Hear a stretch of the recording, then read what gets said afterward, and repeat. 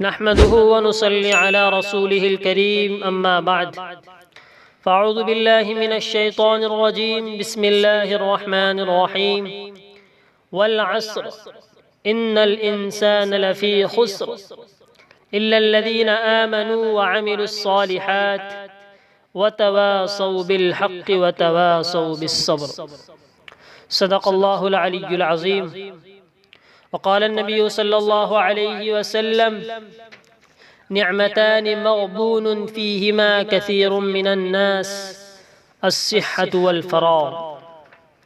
محترم و مکرم ناظرین و سامعین، وقت کی قیمت، آئیے ہم قرآن کریم کی روشنی میں سماعت کرتے ہیں.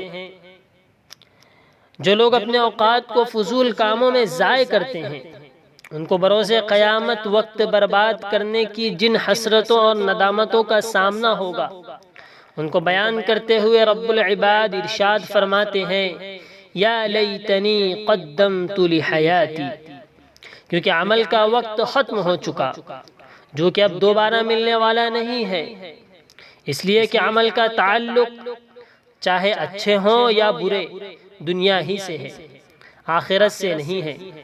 وہاں تو عمل کے دروازے بند ہو کر صرف حساب و کتاب کا رجسٹر کھلے گا، تو ان حسرتوں، ندامتوں اور شرمندگی میں اس قدر اضافہ ہوگا کہ وہ کہنے لگیں گے ربنا اخرنا الى اجل قریب نجب دعوتک ونتبع الرسل. اے ہمارے پروردگار، ہمیں تھوڑی سی مہلت عطا فرما دیجئے تاکہ تیری دعوت توحید قبول کرے اور تیرے پیغمبروں کے پیچھے چلے. وقت کتنا اہم اور قیمتی ہوتا ہے، اس کا اندازہ کرنے اور غفلت کی چادر ہٹانے کے لیے صرف اتنی ہی بات کافی ہے کہ اللہ جل شانہ نے وقت کی قسم کھاتے ہوئے قرآن پاک میں ایک پوری سورت ہی نازل فرما دی. والعصر ان الانسان لفی خسر. قسم ہے زمانے کی کہ بے شک سارے انسان گھاٹے اور خسارے میں ہیں. لیکن ان میں کچھ لوگ ایسے بھی ہیں جن کو اللہ نے اس سے مستثنی کیا ہے. اور وہ کون خوش نصیب حضرات ہیں؟ تو خود قرآن کریم آگے بیان فرما رہا ہے الا الذین آمنوا وعملوا الصالحات، کہ خوش نصیب وہ لوگ ہیں جنہوں نے ایمان کو قبول کیا اور نیک اعمال کیے. آئیے چلتے ہیں دربار رسالت مآب صلی اللہ علیہ وسلم میں. حضرت ابن عباس رضی اللہ عنہ سے روایت ہے کہ رسول اللہ صلی اللہ علیہ وسلم نے ارشاد فرمایا نعمتان مغبون فیہما کثیر من الناس الصحة والفراغ، کہ دو نعمتیں ایسی ہیں جن کی طرف سے لوگوں کی اکثریت غفلت کا شکار ہے. ایک ہے صحت اور دوسری فراغت. یہاں ایک بات یہ بھی ذہن نشین رہے کہ کام سے صرف دنیا ہی کے کام یعنی کمانا، کھانا اور اس دنیا سے اس دنیا میں چلے جانا مراد نہیں ہے، بلکہ مراد ہر وہ کام جن کا تعلق دینی شعائر، کتب بینی، لکھنے پڑھنے اور ان دیگر احکامات الہیہ سے ہیں جو ہماری دنیا کے ساتھ ساتھ آخرت کو بنانے میں معین و مددگار ہوں. ایک دوسری حدیث میں ہے اغتنم خمسا قبل خمس، 5 چیزوں کو 5 چیزوں سے پہلے غنیمت سمجھو. شبابک قبل حرمک، جوانی کو بڑھاپے سے پہلے. اس کی وجہ یہ ہے کہ جوانی میں قوت اور نشاط ہوتا ہے جو اعمال صالحہ میں مددگار ثابت ہوتا ہے، لیکن جب بڑھاپے میں آدمی بیکار ہوتا ہے تو پھر ساری تمنائیں راکھ کا ڈھیر بن جاتی ہے. دوسرا ہے صحت کو بیماری سے پہلے، کیونکہ صحت کے زمانے میں آدمی ہر نیک کام، اچھا کام کر سکتا ہے، لیکن ہاسپٹل کے بستر پر ایسا نہیں کر سکتا. تیسری چیز ہے دولت کو غربت سے پہلے، کیونکہ دولت کسی ایک کی نہیں ہوتی. آج ہمارے پاس ہے تو کل کسی اور کے پاس ہوگی.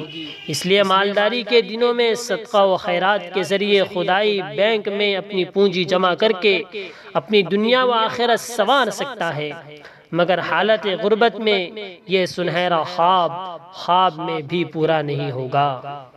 چوتھی چیز ہے فراغت کو مشغولیت سے پہلے، کیونکہ مال اور اولاد اور دیگر مشغولیات طاعت و عبادت کے علاوہ ذوق مطالعہ، کتب بینی اور دوسرے امور سے یکسوئی اور پابندی چھین لیتی ہے۔ پانچویں چیز ہے زندگی کو موت سے پہلے۔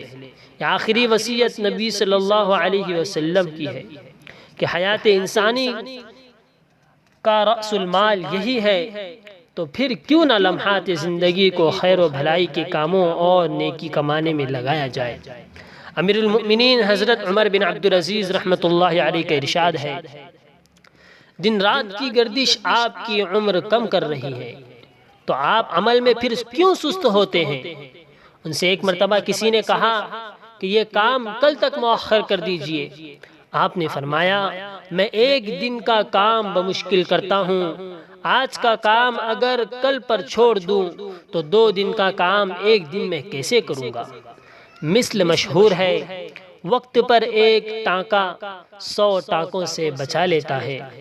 مشہور تابعی عامر بن عبد القیس کے بارے میں منقول ہے کہ ان سے ایک مرتبہ کسی نے کوئی بات کہنا چاہی، ظاہر ہے کہ با مقصد بات ہوگی، تو فرمانے لگے، سورج کی گردش کو روک دو تو تم سے بات کرنے کے لیے وقت نکال لو، یعنی جو وقت گزر جائے گا اس کو واپس نہیں لایا جا سکتا، لہٰذا وقت کو بے مقصد کاموں اور باتوں میں ضائع نہیں کرنا چاہیے۔